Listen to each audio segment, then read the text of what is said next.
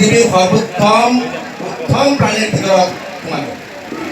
ইয়াৰ পিছত তোমালোকক পঢ়াবলৈ অৰিহণা যোগাব যিসকল তোমালোকৰ গাৰ্ডিয়ান, সম্মানিত গাৰ্ডিয়ানো কিছুমান ইয়াত বহি আছে, তোমালোকক উৎসাহিত কৰিব। ইয়াতকৈ ভাল পৰিৱেশ হ'ব নোৱাৰে। ইয়াত কিছুমান শিক্ষক মোৰ ছাত্ৰ হয়, নতুনকৈ ইষ্টাব্লিছ কৰাৰ কাৰণে এই জুনিয়ৰ কলেজখনত মই আমন্ত্ৰিত কৰা মই নামি পেলাই নোৱাৰিছোঁ, কাৰণ বিদ্যালয়খন প্ৰতিষ্ঠা কৰা একেবাৰে সহজ কৰা। এইখনক কণ্টিনিউৱাছ প্ৰচেছত আগুৱাই লৈ যোৱাটো সম্ভৱ অকণমান কষ্ট হয়। তাৰ কাৰণটো কি, ইয়াত পাকে প্ৰকাৰে কথাবিলাক আহিছে যে there is a tough competition. মই মোৰ শিক্ষক যিসকল ছাত্ৰ হয় তেওঁলোকক অনুৰোধ জনাম যে এই কম্পিটিশ্যনটো there must be a fair competition. Competition থাকিবই, you have to struggle, you have to survive. মই বিশ্বাস কৰোঁ fittest always survive.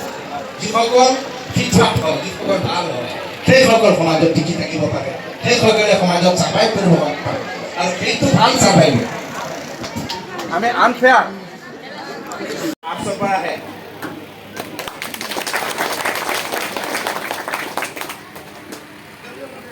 It depends upon your result. আমি এই জায়গাডোখৰ এই মালিকৰ লগত আলোচনা কৰি দুদিনৰ ভিতৰত আমি জায়গাডোখৰ আমি নিৰ্ধাৰণ কৰিলোঁ। লগত দুজনমান স্বত্বাধিকাৰ আছিল, তেওঁলোকে এই বিদ্যালয়খন বিগত দিন চলাই আছিলে। বিশেষ কাৰণবশতঃ দুজন স্বত্বাধিকাৰ বিদ্যালয়ৰ পৰা যাবলগীয়া হ'ল, বেলেগ কামত তেওঁলোক বাহিৰত গৈছে। গতিকে আমাৰ বিদ্যালয় ছাৰজন অকলে পৰি যোৱাত বা বিদ্যালয় এজন মানুহে চলাই যোৱাত বিশেষধৰণে অসুবিধাবোৰ প্ৰকাশ কৰিছে।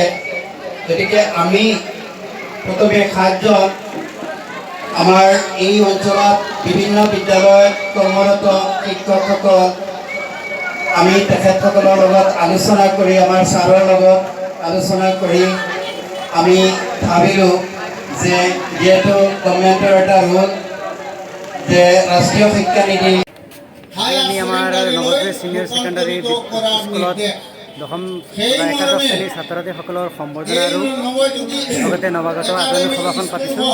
সঁচাকৈ আজি বিভিন্ন জেগাৰ পৰা শিক্ষকসকল আহি আমাৰ ছাত্ৰ ছাত্ৰীসকলৰ উদ্দেশ্যে সুন্দৰ সুন্দৰ কথা কৈছে।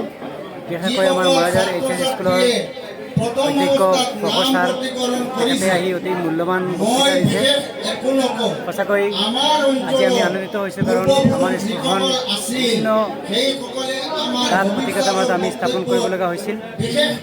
এই বছৰত চৰকাৰৰ নীতি নিয়ম মানি আমি চৰকাৰে যিটো নিয়ম কৰিছে সেই হিচাপে আমি একাদশ শ্ৰেণীটো খুলিবলৈ বাধ্য হৈছোঁ। আমি একাদশ শ্ৰেণীটো খুলিছোঁ। একাদশ শ্ৰেণীটো খুলি আমাৰ 88জন ছাত্ৰ ছাত্ৰী হৈছে।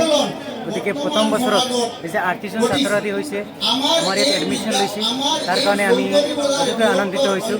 কাৰণ চৌধুৰী বজাৰ অঞ্চলত বহুতো শিক্ষানুষ্ঠান আছে, পুৰণা বিদ্যালয়বিলাক আমি নতুন খুলি যে ইমান ল'ৰা ছোৱালী পাইছোঁ বা ছাত্ৰ ছাত্ৰীসকলে আমাক ইমান তেওঁলোকে বিশ্বাস ৰাখিছে আমাৰ ওপৰত, ৰাখি যে আমাৰ ইয়াতে ভৰ্তি হৈছে, তাৰ কাৰণে আমি ছাত্ৰ ছাত্ৰী তথা অভিভাৱকসকলক আন্তৰিক অভিনন্দন জ্ঞাপন কৰিছোঁ।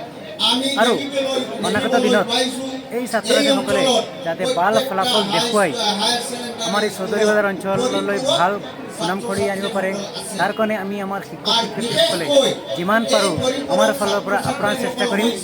আমাৰ ইয়াত 7জন শিক্ষক মিলি আমি এখন নৱোদয় ছিনিয়ৰ ছেকেণ্ডাৰী বিদ্যালয় প্ৰতিষ্ঠা কৰিছোঁ। আমি ইয়াৰ নিজে আমি বিষয়ৰ শিক্ষক হওঁ, বিভিন্ন বিষয়ত আমি কোনো বাহিৰৰ পৰা টিচাৰ আহিব নালাগে, আমি নিজে পঢ়াম। আমি লোকেলৰ পৰা গোটেইখিনি আছোঁ। গতিকে আমি যিমান পাৰোঁ আমাৰ ল'ৰা ছোৱালীবিলাকৰ ঘৰলৈ গৈ হওক, যেনেকুৱা হওক, আমি কষ্ট কৰি ছাত্ৰসকলক ভাল ফলাফল দেখুৱাম। HS পৰীক্ষাত যাতে ভাল ফলাফল দেখুৱাই আমাৰ অঞ্চললৈ গৌৰৱ কৰি আনে, ভাল সুনাম কৰি আনে, তাৰ কাৰণে আমি চেষ্টা কৰিম। গতিকে এইখিনিতেই ক'লোঁ। শুভেচ্ছা থাকিল। থেংক ইউ বাইদেউ, ধন্যবাদ। আপুনি যে ইমান কষ্ট কৰি আমাৰ আজিৰ এই সভাখনলৈ আহিছে ইমান গৰমৰ মাজত, তাৰ কাৰণেও আপোনাক লগতে আপোনাৰ আমাৰ বৰ্মন ছাৰকো আমি আমাৰ ফালৰ পৰা আন্তৰিক অভিনন্দন জ্ঞাপন কৰিছোঁ। ধন্যবাদ, থেংক ইউ। বিষয় কেনেকুৱা লাগিছে? আজি ভাল লাগিছে আমি নিমন্ত্ৰিত অতিথিসকলক মাতি আনি আমাৰ ছাত্ৰ ছাত্ৰীসকলক দুআষাৰ কোৱাত বা তেওঁলোকৰ ভৱিষ্যত উজ্জ্বল কামনাৰ যি ভাষণ দিছে আৰু যিসকলে দিব অতিকৈ ভাল লাগিছে আৰু নিশ্চয় তেওঁলোক এই ভাষণৰ পৰা উপকৃত হ'ব বুলি মই আশা ৰাখিছোঁ। নমস্কাৰ।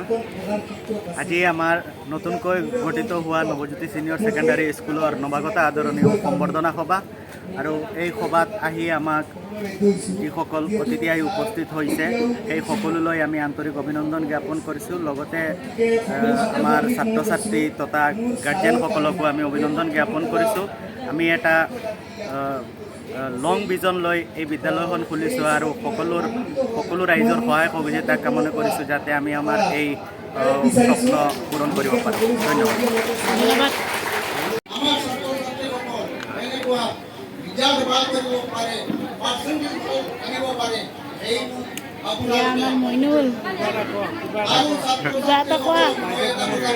বহুত ভাল লাগিছে ইয়াত আহি আশীৰ্বাদ দিছোঁ।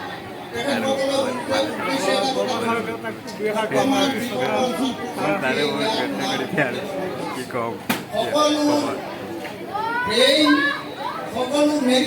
আমাৰ কাৰণে আশীৰ্বাদ ৰাখিব আৰু ইয়াত এজন বক্তাই আপোনাক সকলক উল্লেখ দিছে যে অন্তত শিক্ষা জীৱনত আপোনাসকলক বৰ্তমান আমাৰ উঠি অহা